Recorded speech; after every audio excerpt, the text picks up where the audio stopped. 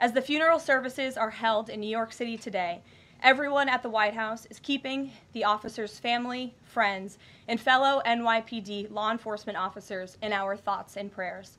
The President has always, and will always, proudly stand with our men and women in blue. May God bless Officer Islam and the other individuals who were tragically killed in this senseless act of violence. In other news, President Trump's working visit to Scotland was a huge success. In less than 48 hours, President Trump brokered the biggest, most impactful trade deal in history and prevented a war in Asia for the second time since he took office. We have never had a president who wields the full power of the United States to negotiate good deals for our country and its people like President Trump. This is what maximum leverage looks like. On the peace front, President Trump helped deliver an immediate and unconditional ceasefire between Thailand and Cambodia. The two countries were engaged in a deadly conflict that had displaced more than 300,000 people until President Trump stepped in to put an end to it. The president spoke directly on the phone with the acting Prime Minister of Thailand and the Prime Minister of Cambodia to inform both leaders that unless they brought their conflict to an end, there would be no trade discussions or agreements with the United States. Almost immediately afterward, a peace was brokered that will save thousands of lives and allowed for trade negotiations with these countries to resume, and they have. The president has now ended conflicts between Thailand and Cambodia, Israel and Iran, Rwanda and the Democratic Republic of the Congo, India and Pakistan, Serbia and Kosovo, and Egypt and Ethiopia. This means President Trump has brokered, on average, about one peace deal or ceasefire per month during his 6 months in office. It's well past time that President Trump was awarded the Nobel Peace Prize. I know the topic of Israel is on everyone's mind. I have an update from Special Envoy Steve Witkoff, who I got off the phone with this morning. Special Envoy Witkoff and Ambassador Huckabee had a very productive meeting with Prime Minister Netanyahu and other officials today in Israel on the topic of delivering much-needed food and aid to Gaza. President Trump is a humanitarian with a big heart, and that's why he sent Special Envoy Witkoff to the region in an effort to save lives and end this crisis. Tomorrow, Special Envoy Witkoff and Ambassador Huckabee will be traveling into Gaza to inspect the current distribution sites and secure a plan to deliver more food and meet with local Gazans to hear firsthand about this dire situation on the ground. The Special Envoy and the Ambassador will brief the President immediately after their visit to approve a final plan for food and aid distribution into the region, and we will provide more details for all of you once that plan is approved and agreed on by the President of the United States. On the trade front, the President secured a historic trade agreement with the European Union that puts America first and fundamentally strengthens the economic relationship between the two largest economies in the world. This deal delivers on two of President Trump's core promises on trade, supercharging America's manufacturing capacity and opening up foreign market access to American businesses. The deal guarantees that American businesses will have unprecedented levels of access to the European Union markets to export our American-made goods. Also, as part of this agreement, the EU will purchase $750 billion in U.S. energy to strengthen our energy dominance, reduce European reliance on adversarial sources, and narrow our trade deficit with the EU. The EU will also make new investments of $60 billion in the United States, in addition to the more than $100 billion the EU companies already invest in the U.S. every year. All of these massive purchases and investments will happen by the end of 2028.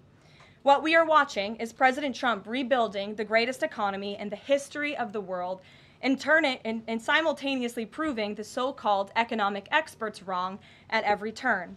Media pundits said a trade deal with the EU this monumental and beneficial to America would be impossible, but President Trump made it happen. The so-called economic experts repeatedly said that the American economy would be in a recession this summer.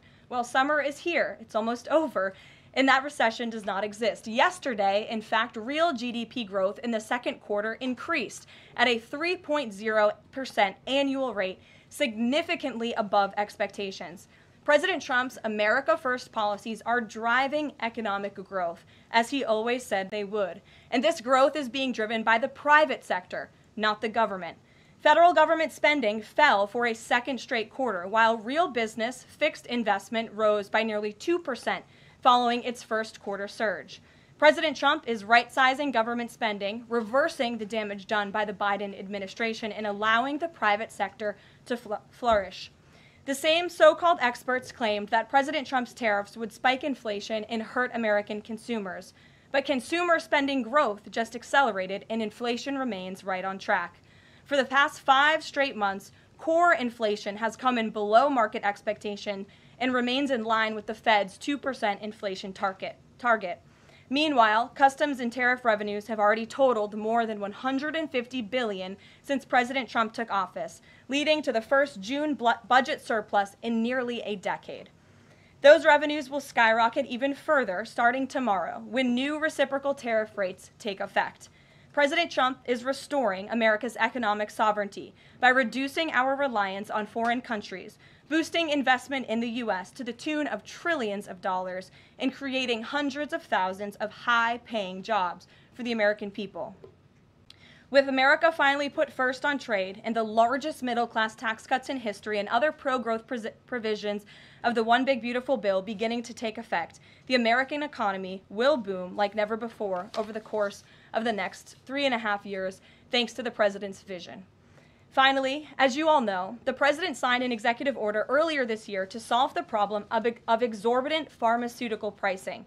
According to recent data, the prices that Americans have been paying for brand name drugs are more than 3 times the price other similarly developed nations pay. The president is determined to solve this problem and took further action today. He has signed 17 letters to pharmaceutical companies' CEOs. And I would like to read you one of these letters to the CEO of Eli Lilly. All of these letters will be provided to you following this briefing. This is to the CEO of Eli Lilly from the President of the United States. On May 12, 2025, I signed an executive order delivering most favored nation prescription drug pricing to American patients to stop global freeloading and guarantee that Americans pay the same prices enjoyed by other developed nations. Right now, brand name drugs in the United States are up to 3 times higher on average than anywhere else for the identical medicines. This unacceptable burden on hardworking American families ends with my administration. Most proposals the Trump administration has received to resolve this critical issue promised more of the same, shifting blame and requesting policy changes that would result in billions of dollars in handouts to industry. Moving forward, the only thing I will accept from drug manufacturers is a commitment that provides American families immediate relief from the vastly inflated drug prices and an end to the free ride of American innovation by European and other developed nations. Accordingly, I'm calling on Eli Lilly and Company and every manufacturer doing business in our great country to take the following actions within the next 60 days. Extend the most favored nation pricing to Medicaid, guarantee most favored nation pricing for newly launched drugs, return increased revenues abroad to American patients and taxpayers, provide for direct purchasing at most favored nation pricing. The President's team, including Secretary Kennedy and Administrator Oz, stand ready to implement these terms. The President expects to further engage with them immediately in good faith to deliver relief for American families. Make no mistake, a collaborative effort towards achieving global pricing parity would be the most effective path for companies, the government, and American patients. But if you refuse to step up, we will deploy every tool in our arsenal to protect American families from continued abusive drug pricing practices. Americans are demanding lower drug prices, and they need them today. Other nations have been freeloading on U.S. innovation for far too long, and it is time they pay their fair share. I look forward to your binding commitments to each of these goals by September 29th, 2025, and my team stands ready to assist with implementation questions. Thank you for your immediate attention to this vital national priority. Signed, President Donald J. Trump. Again, to the CEO of Eli Lilly. This letter, in its form, has been designed for each of the 17 major drug and pharmaceutical companies in the United States, and we're happy to provide you the full list. And I believe you will see all 17 letters popping on Truth Social very shortly, so you can look out for those, and I'm happy to take any further questions. Before we get to questions, I do have one other announcement from the White House and from the President. We are proud to announce that the construction of the new White House ballroom will begin. For 150 years, presidents, administrations, and White House staff have longed for a large event space on the White House complex that can hold substantially more guests than currently allowed. President Trump has expressed his commitment to solving this problem on behalf of future administrations and the American people. The White House is one of the most beautiful and historic buildings in the world. Yet the White House is currently unable to host major functions, honoring world leaders in other countries without having to install a large and unsightly tent approximately 100 yards away from the main building's entrance. The White House State Ballroom will be a much-needed and exquisite addition of approximately 90,000 total square feet of innately designed and carefully crafted space with a seated capacity of 650 people, which is a significant increase from the 200-person seated capacity in the East Room of the White House. In recent weeks, President Trump has held several meetings with members of the White House staff, the National Park Service, the White House Military Office, and the United States Secret Service to discuss design features and planning. President Trump has chosen McCreary Architects as the lead architect, which is well known for their classical architectural design and based right here in our nation's capital. The construction team will be headed by Clark Construction, and the engineering team will be led by AECOM. The project will begin in September 2025, and it is expected to be completed long before the end of President Trump's term. President Trump and other donors have generously committed to donating the funds necessary to build this approximately $200 million structure. The United States Secret Service will provide the necessary security enhancements and modifications. The White House ballroom will be substantially separated from the main building of the White House, but at the same time, its theme and architectural heritage will be almost identical. The site of the new ballroom will be where the small, heavily changed and reconstructed East Wing currently sits. The East Wing was constructed in 1902 and has been renovated and changed many times, with a second story added in 1942. White House Chief of Staff Susie Wiles has provided the following statement. President Trump is a builder at heart and has an extraordinary eye for detail. The President and the Trump White House are fully committed to working with the appropriate organizations to preserve the special history of the White House while building a beautiful ballroom that can be enjoyed by future administrations and generations of Americans to come. In the White House, we will continue to provide the American public and all of you in the press with updates on this project at whitehouse.gov/visit. And if you go there shortly, you will be able to see renderings and visuals of what this ballroom will look like, both the exterior and the interior. I have provided some photos for all of you in the room today. This is the interior of the ballroom space. It's quite beautiful. And then this is the exterior of the ballroom space. As you can see, it will come off of the executive mansion as it sits today, and the East Wing will be modernized and renovated. We're happy to answer any further questions on that, Jennifer. Since you're so eager, I will go to you, but first, as always, I want to start with our new media seat, Ben Weingarten. Why don't you go ahead, Ben? Thank you. In light of the release, the declassification of the annex to the Durham report today, beyond any potential prosecutions, the outcomes of which will likely be uncertain, what does the President believe justice for Russiagate ought to entail? Might it include restitution for those whose lives were upended as a consequence of Russiagate, and perhaps a major reorganization of the national security apparatus?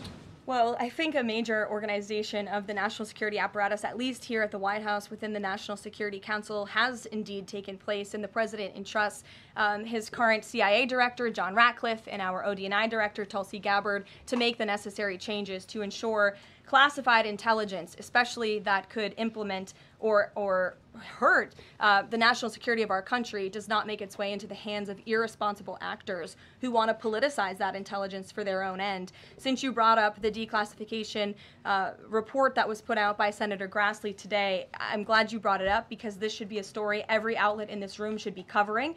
This is further evidence that Hillary Clinton approved the Russia hoax against President Trump. Her campaign financed it. Again, she approved it. And the FBI and the CIA were both weaponized to, as our director of CIA has said, accelerate this hoax against then candidate and former President Trump.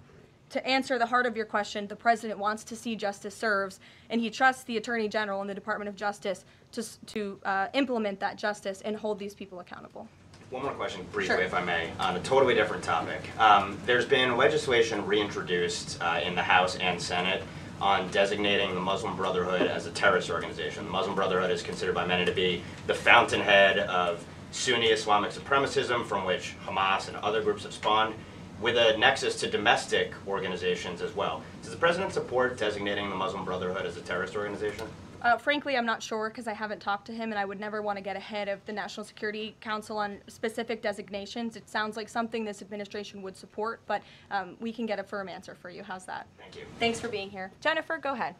Eager beaver today. How much of the East Wing will be torn down? The entire East Wing or just parts of it? So the East Wing is going to be modernized. The necessary construction will take place, and for those who are housed in the East Wing, including the Office of the First Lady, the White House Military Office, the White House Visitors Offices, those offices will be temporarily relocated while the East Wing is being modernized.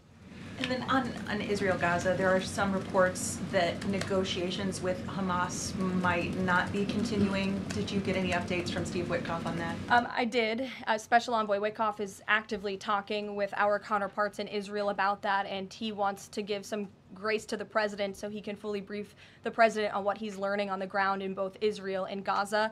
But the president put out a very strong statement on Truth Social this morning, which I'm sure you saw, and he said the quickest way to end this entire conflict, the humanitarian crisis that we've seen, and the crisis in Israel that of course started on October 7th when Hamas brutally kidnapped and raped innocent Israelis, that terrible terrorist attack, is for Hamas to surrender, to release all of the hostages, and to end this conflict. And that's what the president wants to see. He's made that very clear. But the special envoy will be in Gaza tomorrow, as I shared with you previously. Josh. Can you give us a little more clarity on the tariff timing? You said that the reciprocals will take effect tomorrow. Yes. Does that include the new auto rates, for instance, on Japan, Korea, the EU? Is this all coming effective tomorrow? So some of the countries you just mentioned, Japan, South Korea, they have bespoke trade deals that the president cut, which, just to backtrack for a second, Josh, we promised that the president would negotiate with countries all around the world to cut tailor-made trade deals depending on those countries' challenges, how badly they've ripped off the United States of America and our manufacturing industry and our workforce in the past. And he has done that. Of our 18 major trading partners, 2/3 of those trading partners have a deal. We've sent out 17 letters to countries around the world. And the rest of those countries that either do not have a deal or have a letter, they will be hearing from this administration by the midnight deadline tonight. So yes, tomorrow, August 1st, the reciprocal rates will be going into effect.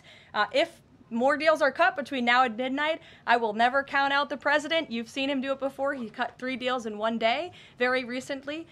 So we'll see what happens. I do know foreign leaders are ringing his phone, realizing this deadline is a real thing for them tomorrow, and they're bringing offers to the table. We were reporting that the president plans to meet David Solomon of Goldman Sachs today. Can you say what they'll discuss, if anything, in that meeting? I won't discuss the president's private meetings from this podium, and it hasn't taken place yet unless he gives me liberty to do so. And finally, have you talked with the president about his position on the stock trading ban bill before Congress? He obviously had pretty loaded comments about Senator Hawley. There's some reporting that they've since spoken. What is his position on the current status of that bill? The president has spoken to Senator Hawley, who called him, and the president took that call. As the president said in the Roosevelt Room yesterday, conceptually, he of course supports the idea of ensuring that members of Congress and United States senators who are here for public service cannot enrich themselves. And the reason that this idea to put a ban on stock trading for members of Congress is even a thing is because of Nancy Pelosi. I mean, she is rightfully criticized because she makes, I think, $174,000 a year, yet she has a net worth of approximately $413 million. In 2024, Nancy Pelosi's stock portfolio, this was a fascinating statistic to me, grew 70% in 1 year in 2024, and her portfolio outperformed every single large hedge fund in that same year, and even more than doubled the returns of Warren Buffett's Berkshire Hathaway. So I think the president stands with the American people on this. He doesn't want to see people like Nancy Pelosi enriching themselves off of public service and ripping off their constituents in the process. As for the mechanics of the legislation and how it will move forward, the White House continues to be in discussions with our friends on Capitol Hill. Emily, in a new seat today. Thanks, Caroline. I wanted to ask about this report that the president wants to host a G20 meeting at Trump-Durrell. How is he going to do that considering all the preparations that have been going on in South Africa? And also, would that be seen as his businesses possibly profiting from hosting this kind of meeting? I would reject that premise entirely. We have announcements and details forthcoming on the G20, but my understanding is no firm announcement is ready to be made at this time. I did see the report, but we're not in a place to confirm it just yet. Michelle? Just on the tariffs, what are the logistics for imposing those? Does the president have to sign an executive order tonight? What's the timing on that? Yes, and he will be signing an executive order at some point this afternoon or later this evening. And as always, we'll keep you posted when that happens, and it will be released from our office. And there's some of these countries that have they all had contact with U.S. officials, or are there some countries that are going to get letters that have had no opportunity to negotiate with the United States? Well, there's a lot of countries that I know have reached out. I believe it's upwards of 200 countries around the world have reached out to the trade and tariff team. Of course, as I said previously and the president said, we're going to prioritize our key trading partners, which we have done. Like I said, of the 18, 2/3 of those we have cut these tailor-made deals with. But I do know that the trade team has been working around the clock to try to be in correspondence with as many countries as possible. But if they haven't heard from us yet, they will in the form of a letter or an executive order by midnight tonight. We'll go to the back. Sure, go ahead. In the back left. Thank you. Amanda, yes. Thank you very much. I have a talk ask about the U.S. Amanda, you can go up. U.S. and South Korea tariff negotiations. At the tariff negotiation between South Korea and the United States concluded yesterday. President Trump stated on his SNS, Truth Social, that he would announce the specific details of the investment in the United States at the South Korea-United States Summit in 2 weeks. My question is this tariff negotiation a final agreement, or is further negotiation necessary? Well, yes, as you know, the president met with representatives of the Republic of South Korea here at the White House yesterday, and they did, in fact, reach a deal. And South Korea will pay a 15% tariff rate, including 15% on autos, while providing historic market access to American goods like autos and rice. Korea will purchase $100 billion in American energy by 2028. And the centerpiece of this deal is that South Korea has agreed to invest $350 billion at the president's direction to revitalize American industry. 90% of those profits will go to the United States government to help pay down our debt and for other matters at the president's choosing. So it was a very successful meeting yesterday. When is set up the further U.S.-South Korea summit day? I'll get you something on that. I don't have it at my fingertips. Okay, Amanda. Thank you, Caroline. There are a number of congressional Republicans who have raised the alarm about the fact that roughly 80% of pharmaceuticals are either manufactured or their precursors are manufactured in either China or India. There are some pieces of legislation, some recommendations, which include either onshoring, nearshoring, or friendshoring, those components of that. Do you know if the president intends to throw the weight of the executive behind that? I don't have any updates for you at this time. I do have an update on our EU trade deal. I stand corrected. It's not $60 billion in investments. It's $600 billion in investments. I want to make that very clear. And I personally watched the president behind closed doors with the European president in Scotland negotiating this deal. And he got the most juice out of that squeeze that he could. And he was constantly looking out for America's interests. So I just wanted to clarify that one point. Deanna. Thanks, Caroline. For the countries that don't have a deal yet, should we be looking at the April 2nd chart at all? Or is he negotiating and talking about having a set tariff rate, 10%, 20%? Those discussions are taking place with the trade team today, and again, we'll provide further guidance with that executive order once it is signed, and the answer to that question will be in that executive order. Is he looking to provide any more extensions today after his phone call with Mexico? Is there any other conversations like that? I do know that other foreign leaders around the world have reached out, and if the president decides to share the conclusions of those calls with all of you, he will do so himself. But I do want to reiterate what the president said about Mexico. Mexico is still paying tariffs. They're paying a 25% tariff on fentanyl, 25% tariff on cars, a 50% tariff on steel, aluminum, and copper. And additionally, Mexico has agreed to immediately terminate its non-tariff trade barriers, of which there are many. And as the president said, we will continue to to talk to Mexico over the next 90 days with the goal of signing a larger trade deal. The key to this, again, is Mexico has agreed to terminate those non-tariff barriers and to continue to work with us in good faith. Mexico is a very unique situation of all the other countries around the world because, of course, we share our southern border with Mexico, which we've seen an increase in cooperation between Mexico's President Claudia Sheinbaum and our administration on clamping down on drug trafficking and human trafficking at the southern border. We appreciate those efforts and will continue to work in good faith and to continue to have these trade discussions as well. Joey. Yeah, thanks, Caroline. Just clarifying on a previous question.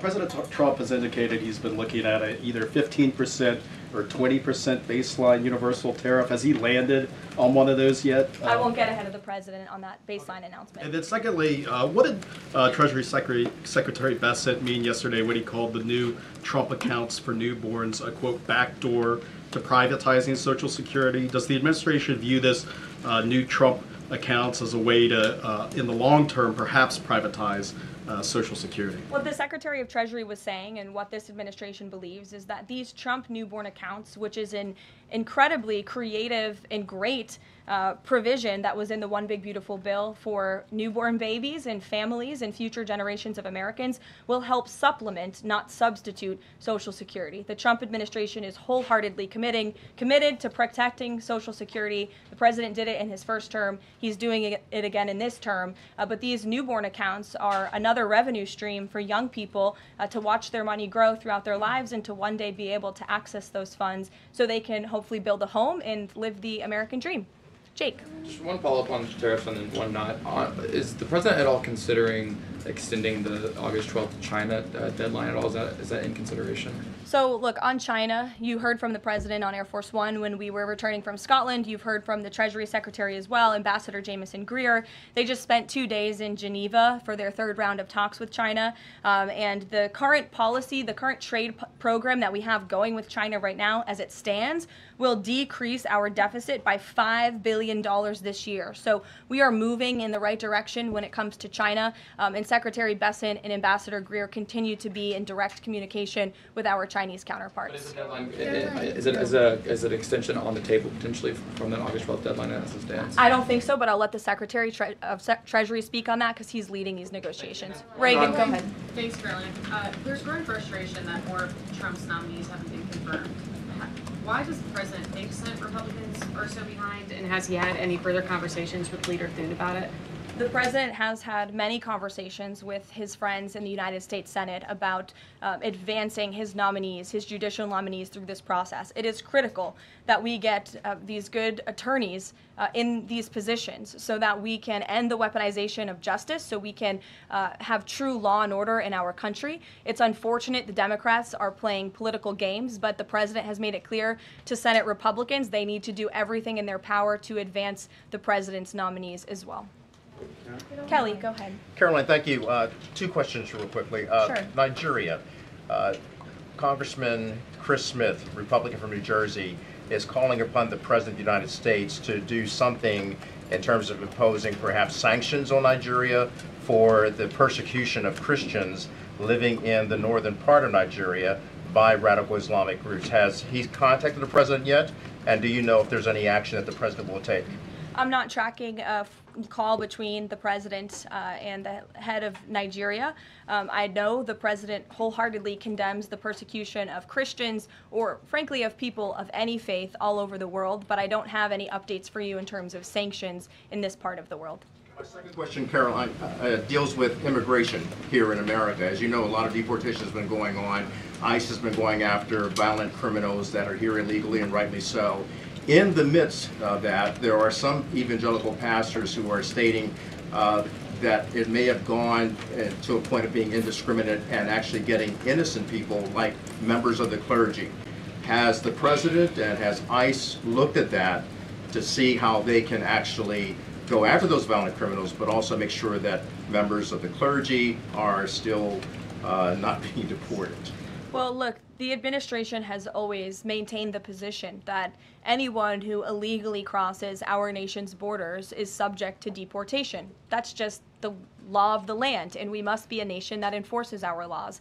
But the priority from ICE, of course, is to deport, detain, arrest, and remove violent illegal aliens and criminals from our country. And they have been doing that at the rate of thousands of illegal violent criminals every single week, especially in Democrat-run sanctuary cities where these illegal violent criminals have been given a safe haven and have essentially been immune from our nation's laws under the previous administration. That's not happening anymore because of this president and Secretary Noem in the Department of Homeland Security, and we are going to be a nation of laws. And as we've said repeatedly, if you came here illegally, you are subject to deportation, but the priority are those public safety threats that we must remove from our communities.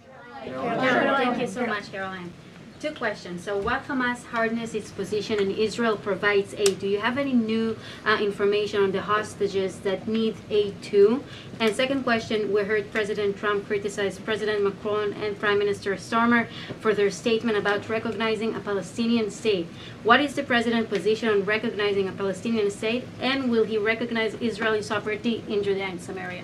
I can answer both of those questions for you. On the second question about a Palestinian state, the president expressed his displeasure and his disagreement with the leaders of France, the United Kingdom, and Canada. He feels as though that's rewarding Hamas at a time where Hamas is the true impediment to a ceasefire and to the release of all of the hostages. So to your first question, the president wants to see all of the hostages released. He cares deeply about this. He has met with many of the former hostages, many of the families of those who have loved ones who are still being held hostage in Gaza. I have met with them too. It is absolutely devastating what these poor people have been through, and the president is always thinking about them, and that's why he's designated his special envoy, Steve Witkoff, who's doing a tremendous job to release the hostages and to end this conflict. But the president has always said the last remaining hostages, now there are 20 living hostages in Gaza, will always be the hardest because Hamas is unfortunately using these innocent people as bargaining chips. But nevertheless, we are committed to seeing this come to an end. Elizabeth. Thanks, Caroline. Part of the settlement with Brown prohibits it from performing transgender procedures or prescribing hormone puberty blockers, that type of thing. Will eliminating these types of procedures be a priority for the Trump administration in negotiations with other universities? I can tell you that ending the chemical castration of children in our country is a priority of this administration. We've talked to many of these universities about it, but the president has also taken very strong action to cut off the funding for any medical institution in this country that provides those barbaric procedures. The Brown University agreement, since you brought it up, is yet another win to root out anti-Semitic behavior on our nation's college campuses and unlawful racial discrimination. Brown has agreed to no longer allow unlawful racial discrimination in admissions or university programming. They have agreed to provide access to all relevant data and information to rigorously assess compliance with its commitment to merit-based admissions, and they will pay $50 million over 10 years to state workforce development organizations that comply with anti-discrimination laws, supporting regional economic growth and career opportunities. Brown will also adopt the definitions of male and female from President Trump's executive order, defending women and gender ideology extremism for women's sports, programming, facilities, and housing. Brown will no longer perform gender reassignment surgeries on minors or prescribe them puberty blockers or cross-sex hormones.